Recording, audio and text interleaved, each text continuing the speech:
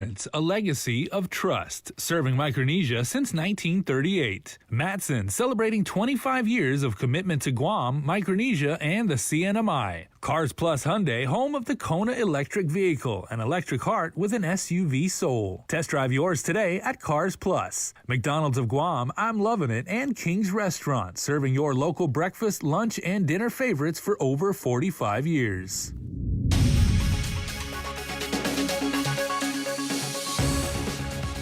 Coming up on Prime Time, with the ICU filled to capacity, GMH has suspended all elective surgeries. Plus, the island's public hospital has received a full shipment of the COVID treatment medication Regenco. And a few private schools return to in-person learning today. Good everybody, and good evening. Major headlines out of the Guam Memorial Hospital as rising hospitalization has forced GMH to make the difficult decision to suspend all elective surgeries.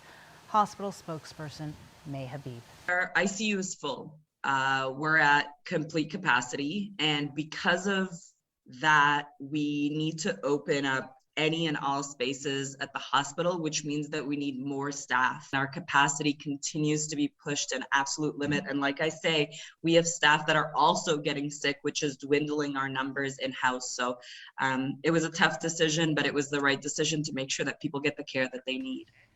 All elective surgeries at the hospital will be suspended starting tomorrow and until further notice. Habib also confirmed that as of today, there are 11 hospital staff in isolation and 8 in quarantine.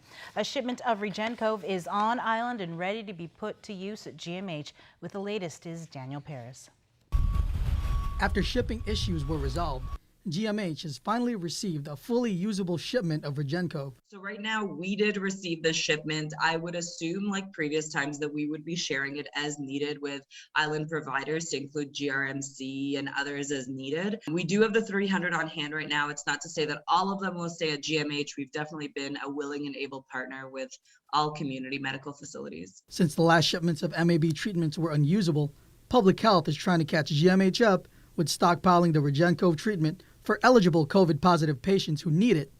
As of today, Habib said that all the patients who were referred for the MAB treatments have all been treated by GMH. We have the capacity to do so, and we are purposely scheduling them in the evening when we have a little bit more hands on deck to be able to do that. So that is our capacity. It's 7 to 10 per day in sort of where we're doing them in our little sort of mini transfusion clinic, but that is our capacity. It doesn't mean that we're receiving 7 to 10 patients per day for the transfusions, but that is what we're able to do. Meanwhile, GMH is still waiting for final approval on its request for additional support from FEMA. The talks continue. There was a team of HHS folks here last week, and we were in conversation with them, and they did come tour the hospital to see what the situation is firsthand, you know, to see how truly short we are in every part of the hospital. They did take note of how impacted our hospital is because of the most recent COVID surge. The conversations continue. It's looking positive, but we don't have any confirmation or firm dates and times of, or even numbers of how many could possibly be coming. Last week, FEMA confirmed it received a request for up to 15 registered nurses. A mission assignment was issued to the Department of Defense, and the nurses should arrive within 14 days. Reporting for Guam's News Network, I'm Daniel Perez. It's back to class for many of the island's private schools. With more, here's Isaiah again. Classes proceeded smoothly at Our Lady of Mount Carmel Catholic School in Hoggett. According to Mount Carmel Acting Principal Crystal Augustine, both teachers and students were happy to see each other physically after not being in contact for 4 weeks. It's been amazing so far. Our students are very, very happy to be here. We're also very happy to be with them. Our students have always kind of been that guiding light, especially now with the COVID, just bringing mixed emotions with everyone. So being here with our students has been great. Our students are so awesome. Parents have been very, very supportive. Our students are very mindful of the safety protocols as well. Mount Carmel has nearly 300 students enrolled into the school. About 270 are attending classes face-to-face while the rest are online. Augustine explains that school officials and students adapt to change well. Mount Carmel School has always been just incredibly adaptable We've been very wonderful. The minute that they tell us that we have to go online, our teachers are just in a snap. They're ready to go. We contact the parents. Our stakeholders are very supportive as well. And we've just been doing amazing with the transition. All teachers, faculty, and staff are fully vaccinated against the virus. Augustine shares some of the COVID safety measures in place. Our students, of course, will always uphold the social distancing, the mask wearing, the washing and sanitizing of hands. As you can see, a lot of our teachers are always out about in the campus. We're also very mindful of the protocols because we care tremendously for the health and safety of ourselves and mostly our students. Reporting for Guam's News Network, Guahusi Isaiah Uggan. COVID-19 testing is one of the many layered mitigations schools must submit in their reopening plan by October 1st. As students are heading back to their campuses, Public Health is working to test students and staff for the COVID virus to prevent its spread. Public Health Information Officer Janela Carrera says that the testing plan is still in the development stage. So we are working on the frequency at which it would occur, who would be conducting the test, whether it would be school health counselors, or if we would identify some kind of third party that would administer it, so perhaps a vendor or contractor. That is all still being developed. And then also what kind of tests would be used to administer it. Perhaps it would be an antigen type of test, so like perhaps a Binax Now or a different type of rapid test. And then also logistically how that would be processed. In the interim, Carrera adds they are coming up with a plan for diagnostics.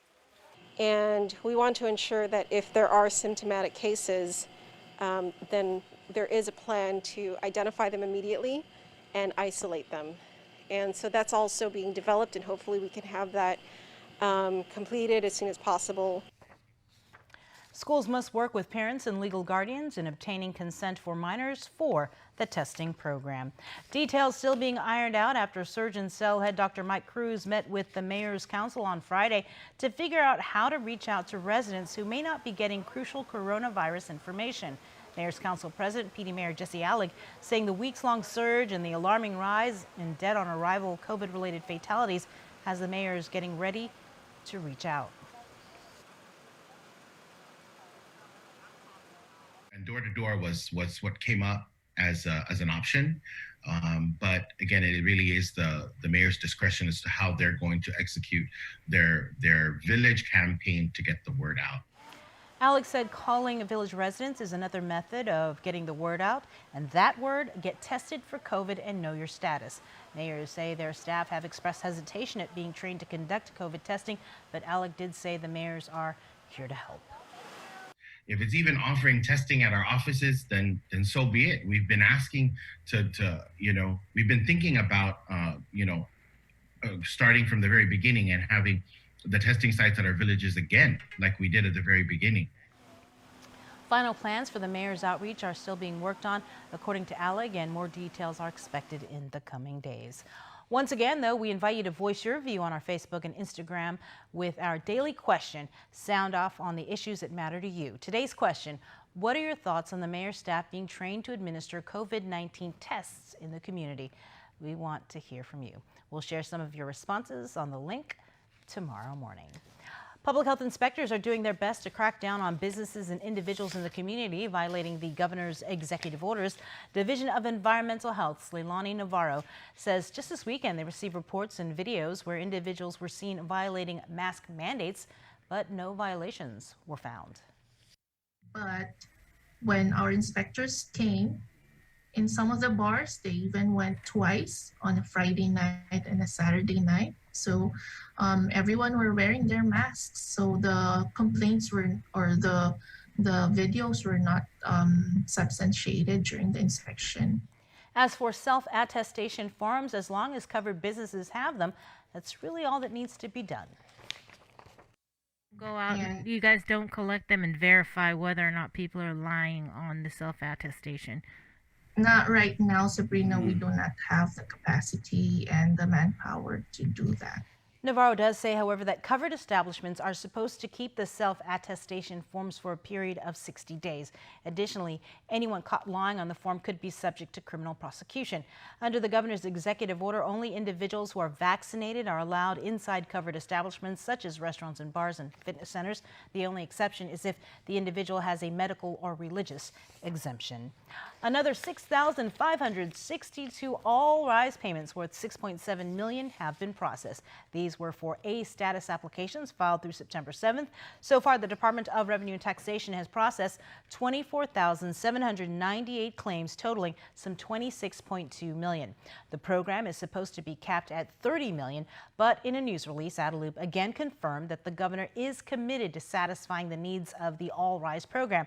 It said should that mean identifying additional amounts, she will do so. Applications are being processed again on a first-in, first-out basis.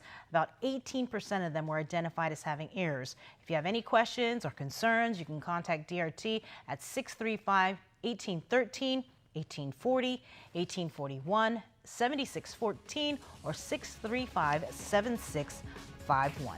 Stay tuned. We're back with more news right here on Primetime.